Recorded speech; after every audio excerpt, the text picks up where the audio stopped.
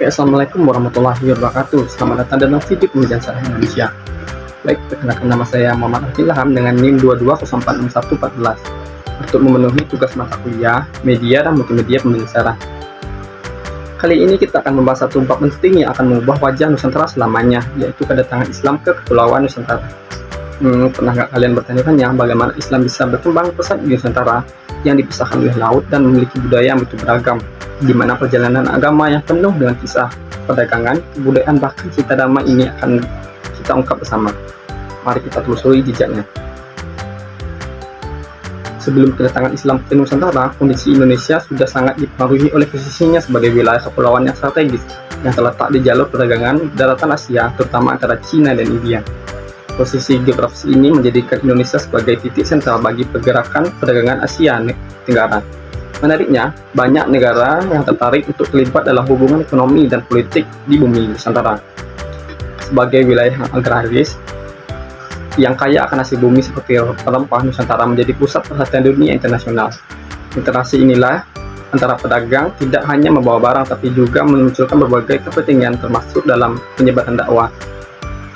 Hal ini tercermin dari jejak-jejak keyakinan dan kepercayaan masyarakat Indonesia yang mulai membentuk melalui kontak dan interaksi dengan bangsa-bangsa lain. Pada awalnya masyarakat Indonesia menganut kepercayaan animisme, yaitu pemujaan terhadap roh leluhur, dan dinamisme yang merupakan kepercayaan kepada benda-benda hati yang memiliki kekuatan magis dan mereka keramatkan. Dengan sering perkembangan interaksi dan hubungan dengan luar, mulanya ajaran Hindu-Buddha dari India mengajarkan bahwa dewa-dewa berkembang di Nusantara. Melalui pertanyaan ini, kapan sebenarnya Islam mulai masuk Nusantara? Pertanyaan inilah yang akan kita kaji bersama. Namun secara umum Islam menyebar ke Nusantara melalui dua cara utama. Yang mana pertama, penduduk di bumi mulai berinteraksi dengan ajaran Islam, kemudian memeluknya yang dikenal dengan teori arus balik. Yang kedua, orang-orang asing dari Asia seperti para pedagang daratan Arab, India, dan Cina yang sudah beragama Islam, mereka menetap di Indonesia, membawa dengan dan berasimilasi dengan para penduduk lokal. Termasuk melalui perkawinan, mereka mengikuti gaya hidup masyarakat setempat. Meski demikian, waktu dan proses masuknya Islam ke Nusantara masih menjadi perdebatan para ahli sejarah. Namun, ada 4 teori utama yang menjelaskan tentang kedatangan Islam ke Nusantara, yaitu teori Arab, teori India, teori Persia, dan teori Cina. 4 teori ini masing-masing akan memberikan gambaran tentang jalur proses penyebaran Islam ke bumi Nusantara. Mari kita bahas satu persatu teori ini bersama. Pertama, teori Arab. Para sejarawan berpendapat bahwa para pedagang Arab memiliki peran besar dalam penyebaran agama Islam ke Nusantara, terutama sejak abad ke-7 dan 8 Masehi. Bersamaan dengan periode awal Hijriah, Hamka berpendapat para cendekiawan Islam mendukung perdagangan ini dengan menyoroti berbagai bukti historis. Salah satu alasan yang dikemukakan adalah kesamaan mazhab yang dianut, yaitu mazhab Syafi'i, yang menunjukkan keterkaitan kuat antara Islam di Nusantara dengan pusat-pusat Islam di Arab. Selain itu, Hamka juga mengungkapkan bahwa gelar-gelar raja di Kerajaan Samudra Pasai, kerajaan pertama di Nusantara adalah Al-Malik, bukan Syah atau Khan, yang lebih sering digunakan oleh raja-raja di Persia dan India. Menurutnya, penggunaan gelar ini mengidentifikasikan pengaruh langsung dari Arab pada abad pertama Hijriah. Jalur perdagangan yang melintasi Selat Melaka yang menghubungkan dinasti Tang di Tiongkok, Sriwijaya di Asia Tenggara, dan Bani Umayyah di Asia Barat juga berperan penting dalam memperkuat hubungan antara Arab di wilayah Nusantara. Bukti sejarah dari naskah kuno Tiongkok telah mencatat bahwa sekitar 625 Masehi telah ada komunitas Muslim Arab di pantai barat Sumatera yang berasimilasi dengan penduduk lokal melalui perkawinan, perdagangan. Komunitas ini juga telah menjalin hubungan erat dengan kerajaan Sriwijaya sehingga diberikan wilayah khusus sebagai basis mereka mendirikan pemukiman di kawasan tersebut. Berikutnya adalah teori India. Teori ini menyatakan bahwa Islam baru masuk ke Nusantara pada abad ke-13 Masehi yang dibawa oleh para pedagang dari India. Teori ini dikemukakan oleh beberapa tokoh seperti ilmuwan-ilmuwan Belanda antara lain Piet Napel dan Snok Hogbrink. Mereka merupakan orientalis Belanda yang meneliti tentang Islam di Nusantara.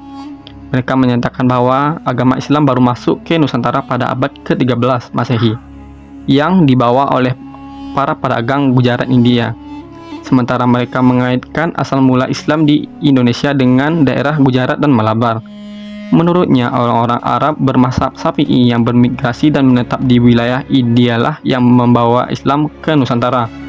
Mereka menambahkan adanya hubungan antara Gujarat dan Indonesia dengan alasan batu nisan makam Raja Samudra Pasai, Malikus Saleh, yang bertuliskan angka 686 Hijriah atau 1297 Masehi, yang menggunakan nisan berasal dari Gujarat, India.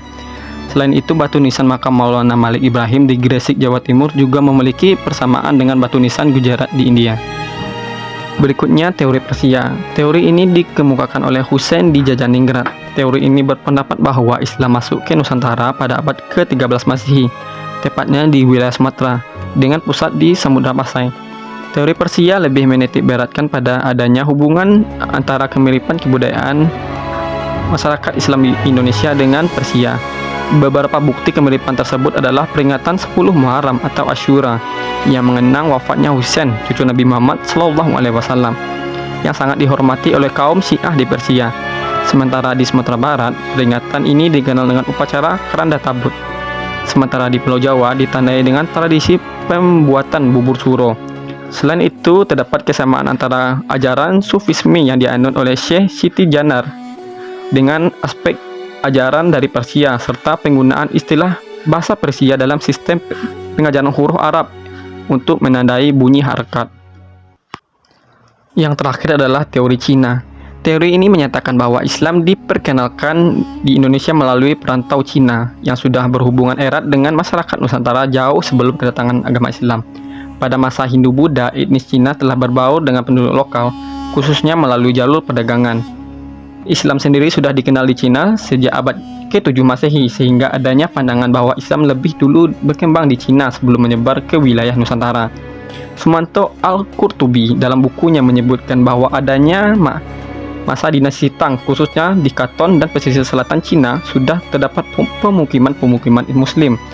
Berbagai catatan sejarah, baik dari luar maupun catatan lokal seperti Babat dan Hikayat, menyebutkan bahwa Raja Islam pertama di Jawa, Raden Patah dari Bintoro, Demak, kemungkinan memiliki daerah keturunan Cina. Disebutkan pula bahwa ibunya berasal dari Cina, meskipun pandangan ini kemudian mendapatkan bantahan dari berbagai kalangan. Dari pengaruh teori di atas, terdapat 5 penyebaran dengan menggunakan berbagai pola, seperti 1. Saluran perdagangan. Perdagangan menjadi faktor utama penyebaran masuknya Islam ke Nusantara. Interaksi antara pedagang Muslim dan penduduk lokal menciptakan peluang penyebaran agama Islam. Kesadaran masyarakat akan Islam tumbuh seiring dengan aktivitas perdagangan, terutama di wilayah seperti Samudra Pasai. Malaka menjadi pusat utama kerajaan Islam dan menjadi basis utama perdagangan pada masa itu. Yang kedua adalah saluran perkawinan. Melalui perkawinan, para pedagang Muslim yang singgah di Nusantara sering menikahi perempuan lokal. Hubungan pernikahan ini berperan penting dalam penyebaran Islam, di mana keluarga menjadi wadah pertama penyebaran ajaran-ajaran Islam. Yang ketiga adalah penggunaan ilmu tasawuf. Penyebaran Islam melalui tasawuf dilakukan dengan pendekatan yang sederhana dan menyentuh hati, di mana kehidupan sosial masyarakat dengan menyebarkan tasawuf, masyarakat lebih tentram. Tasawuf sendiri menyebar di Nusantara pada abad ke-13 hingga 18 Masehi, di mana para sufi menggunakan pendekatan kehidupan yang sederhana, yang dekat dengan rakyat sebagai cara untuk menarik minat mereka memeluk Islam. Yang keempat adalah seni dan budaya. Seni dan budaya juga berperan besar dalam penyebaran Islam. Masyarakat Nusantara yang telah memiliki tradisi seni yang kuat, ditambah lagi kedatangan Islam membawa pengaruh dan corak baru dalam bidang kesenian. Sebagai persiapan, perdagangan maritim seperti seni berasimilasi dengan kebudayaan lokal, dapat mempengaruhi pola pikir dan sikap masyarakat setempat seperti sastra, seni rupa, arsitektur, tradisi, dan ritual. Yang kelima adalah saluran pendidikan. Pendidikan menjadi saluran penting dalam penyebaran Islam dengan berdirinya banyak pesantren, surau, dan langgar sebagai pusat penyebaran agama Islam. Pesantren sendiri menjadi tempat berkumpul untuk mempelajari teks-teks agama dengan peranan kiai sebagai guru utama. Konsep pesantren sendiri terinspirasi dari sistem pendidikan Hindu-Buddha, di mana asrama menjadi basis utama penyebaran Islam di Nusantara hingga sekarang. Dan yang terakhir adalah saluran politik. Peran raja-raja yang memeluk Islam sangat berpengaruh dalam konsep Islamisasi di Nusantara. Para penguasa Muslim seperti Kerajaan Samudra Pasai, Aceh Darussalam, Demak, Perlak, Banten, Cirebon mendorong rakyatnya untuk memeluk Islam, menjadikan agama Islam semakin kuat dalam struktur masyarakat di Nusantara. Dari saluran tersebut, berikut adalah peta jalur masuk pengaruh Islam ke Nusantara. Penyebarannya terdiri dari 2 jalur utama yang dimanfaatkan seperti jalur laut dan jalur darat, di mana masing-masing jalur ini memiliki peran penting dalam penyebaran pengaruh Islam ke bumi Nusantara. Mari kita bahas bersama. 1. Jalur laut.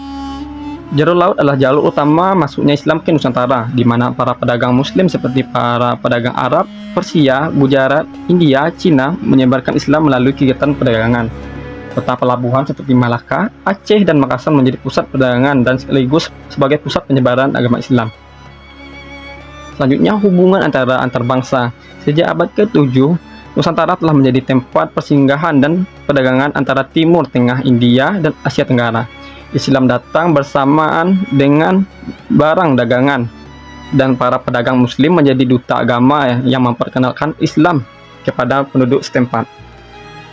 Penyebaran melalui kota-kota pelabuhan juga dimanfaatkan seperti daerah-daerah pesisir, antara lain Aceh, Maluku, dan Sumatera.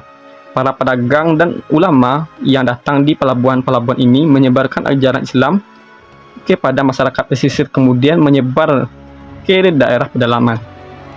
Yang kedua adalah jalur darat.